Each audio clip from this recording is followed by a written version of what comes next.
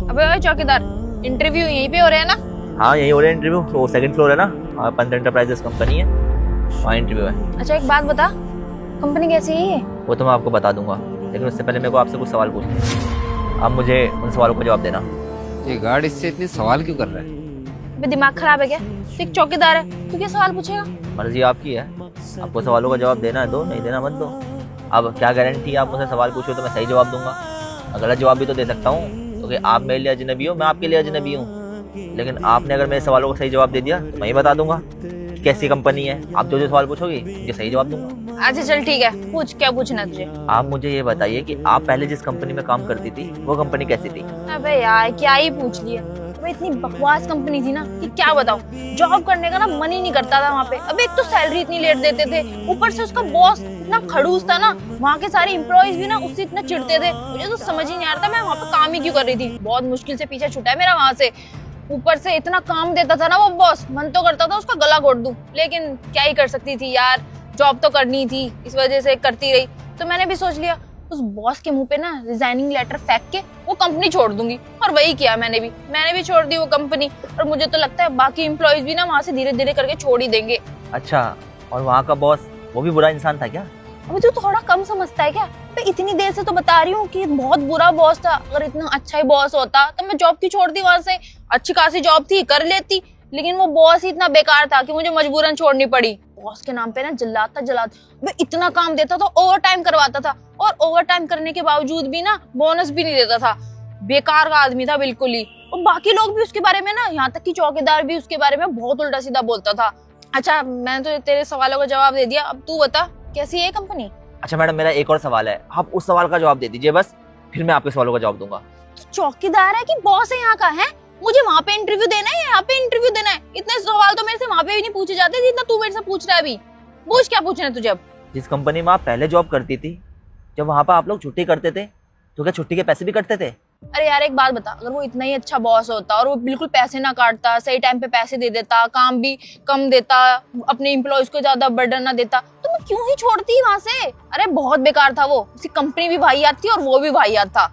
अच्छा बहुत हो गया तेरा क्वेश्चन, अब तू मुझे बता ये कंपनी कैसी है? ये कंपनी एक नंबर की बेकार कंपनी है। अरे जब से इस कंपनी में आया हूँ दुखी हो गया हूँ मैं तो। अरे जीना मुश्किल कर दिया इन लोगों ने। चौकीदार ये कर दे, चौकीदार मेरे लिए पानी ले आ। आज चौकीदार हूँ, मेरी भी कोई इज्जत है, लेकिन समझते ही नहीं है, उल्टा सीधा बोलते रहेंगे। अरे परेशान कर देते हैं, अगर 2 मिनट बैठना भी चाहो ना तो बैठने भी नहीं देते हैं। दुखी हो जाता है इंसान। अरे मैं भी इंसान हूँ, प्राण है मेरे अंदर भी, समझने को तैयार ही नहीं होते इनमें से कोई भी लोग। अच्छा एक बात बता, यहाँ का बॉस कैसा है? वो तो अच्छा है या वो भी बेकार है? बुद्धि नहीं है क्या मैडम आपके अंदर?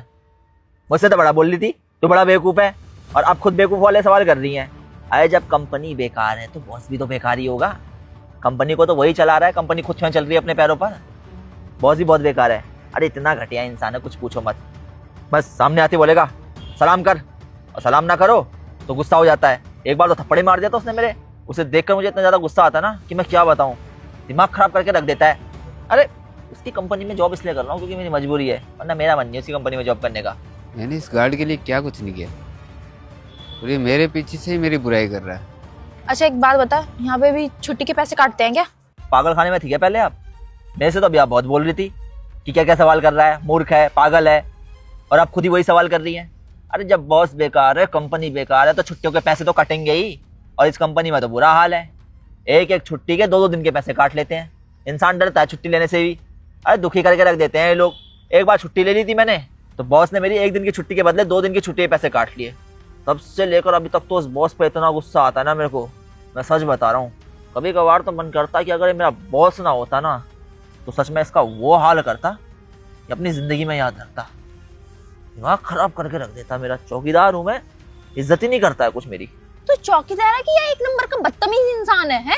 पहले खुद सवाल पूछता है, जब मैं आंसर देती हूँ उसके बाद फिर से सवाल पूछता है। अबे तेरे से ज्यादा सवाल तो अंदर भी नहीं पूछे जाएंगे जितने तूने पूछ लिए। ज्यादा ना बकवास करने की जरूरत नहीं है, वरना तेरे को अभी दूंगी मैं। सॉरी। हाँ, और अपनी ड्यूटी ना ढंग से किया कर। अगर यहाँ पे मेरी जॉब लग गई ना, सबसे पहले तुझे ही निकलवाऊंगी यहाँ से, समझा?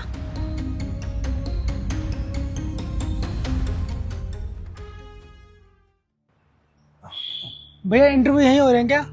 हाँ भैया इंटरव्यू यहीं हो रहे हैं, वो 2nd फ्लोर है ना, वहाँ पे पंत एंटरप्राइजेस कंपनी है, वहाँ इंटरव्यू है। अच्छा गार्ड भैया, एक सवाल पूछना था आपसे, ये कंपनी कैसी है? देखो भैया, आपके सवालों का जवाब मैं दे दूंगा, लेकिन उससे पहले मैंने आपसे कुछ सवाल पूछने हैं। पूछो, क्या सवाल पूछने? आप पहले जिस कंपनी में काम करते थे वो कंपनी कैसी थी? भैया वो कंपनी तो बहुत अच्छी थी, बट क्या करूँ, मेरे पापा का ट्रांसफर ना वहाँ से यहाँ इस शहर में हो गया, तो मुझे उनके साथ आना पड़ा। क्योंकि ना मैं अपने परिवार से दूर नहीं रह सकता। अपने परिवार से बहुत ज़्यादा प्यार करता हूँ मैं। मेरा बिल्कुल भी मन नहीं था उस कंपनी को छोड़ने का, बट क्या करूँ, मजबूरी ऐसी पड़ गई कि मुझे छोड़नी पड़ी। और मालिक कैसे थे वहाँ के?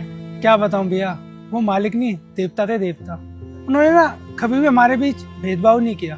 अपने एम्प्लॉयज़ को ना फैमिली मेम्बर्स की तरह मानते थे। हर किसी का ख्याल ना बहुत अच्छे से रखते थे वो। कंपनी का हर एक एम्प्लॉय ना उन्हें बहुत मानता था। वैसा इंसान ना मैंने आज तक नहीं देखा। क्यों पे पैसे काटते हो? अरे कैसी बात करो भैया, छुट्टियों के पैसे? अरे छुट्टियों के पैसे तो दूर की बात, अगर उन्हें ये पता चल जाता था ना कि किसी के घर में दिक्कत है या किसी के घर में किसी की तबीयत खराब है, तो बल्कि ना वो उसे छुट्टी और दे देते थे। और तो और सैलरी के तौर पे एक्स्ट्रा पैसे दे देते थे ताकि उस एम्प्लॉय की प्रॉब्लम दूर हो जाए। अच्छा, अब आप पूछिए, आपको क्या सवाल पूछने हैं? मेरे को ये पूछना था कि ये कंपनी कैसी है? ये कंपनी तो इतनी अच्छी है कि ये समझ लो जिसका सिलेक्शन इस कंपनी में हो गया उसकी ज़िंदगी बन गई। मतलब प्रत्येक एम्प्लॉय का ख्याल रखा जाता है यहाँ पे। फंड कटता है, बोनस कटता है और बहुत सी सुख सुविधाएं मिलती हैं। अरे इस कंपनी में तो एम्प्लॉयज़ का बीमा तक हो रखा है। मैंने भी बहुत कंपनियों में काम किया, लेकिन जब से इस कंपनी में हूँ तब से लेकर आज तक इस कंपनी को मैंने छोड़ने की भी नहीं सोची, क्योंकि कंपनी इतनी अच्छी है। कहीं पे मेरे को अगर लाख रुपए मिलेंगे ना तब भी इस कंपनी को नहीं छोड़ूंगा, क्योंकि इस कंपनी ने ना दिल जीत लिया है। आज तक इतनी कंपनी में काम किया, लेकिन किसी कंपनी में एम्प्लॉयज का इतना ख्याल नहीं रखा गया जितना इस कंपनी में रखा जाता है। बहुत बढ़िया कंपनी है, बहुत बढ़िया। और मालिक कैसे हैं यहाँ के? यहाँ के बॉस तो इतने अच्छे हैं कि प्रत्येक एम्प्लॉय का ऐसे ख्याल रखते हैं जैसे उनके खुद के परिवार के सदस्य हो या एम्प्लॉय। मतलब किसी को कोई तकलीफ आने ही नहीं देते। बॉस की वजह से ही कंपनी का वर्क एनवायरनमेंट बहुत ज्यादा अच्छा बना हुआ है। हर एम्प्लॉय बॉस से खुश है। वरना मैं देखता हूँ हमारे आसपास भी बहुत सारी कंपनियां हैं, वो अपने बॉस के बारे में उल्टा सीधा बोलते रहते हैं, लेकिन हमारी कंपनी किसी एम्प्लॉय की मजाल है अपने बॉस के बारे में उल्टा बोल दे। हर एम्प्लॉय तारीफ करता है। आखिर कुछ तो गुण होगा इस इंसान में, तभी तो तारीफ करते हैं, वरना क्यों तारीफ करेंगे भला बताओ। मैं खुद की बता देता हूँ। अब हम ठहरे छोटे मोटे चौकीदार गरीब आदमी, अब आने जाने में कई लोग हमें सुना देते हैं, लेकिन हमारे बॉस ऐसे नहीं है। कुर्सी तक दे रखी थी मेरे को बैठने के लिए, मैंने मना कर दिया, साहब मेरे को क्या जरूरत है कुर्सी की, मैं तो ऐसे ही रह लूंगा। अब मेरी बहन की शादी होने वाली थी, तो मैंने सोचा बॉस को कार्ड दूं नहीं दूं, डर रहा था। डरते डरते मैं चला ही गया बॉस के पास कि चलो दे देता हूँ शादी का कार्ड। भाई साहब विश्वास नहीं मानोगे, करोड़पति आदमी होने के बावजूद भी इंसान ने इतनी दरिया दिली दिखाई कि कुछ पूछो मत। पहले तो 51,000 रुपए दे दिए मेरे को, उसके बाद बोला शेखर भाई अगर कोई तकलीफ हो तो बता दियो मेरे को। मेरा तो दिल खुश हो गया उस दिन। शादी में सबसे पहले आए, सबसे लास्ट में गए। ऐसा इंसान बताओ कहीं मिल सकता है क्या? तारीफ करने लग गया मेरी। अरे इसका दिमाग ठिकाने पे तो है, कभी तारीफ करता है कभी बुराई करता है। और छुट्टियों के पैसे तो नहीं काटते? 1 रुपया नहीं करता है छुट्टी पे। अरे ऐसी कंपनी नहीं देखी है।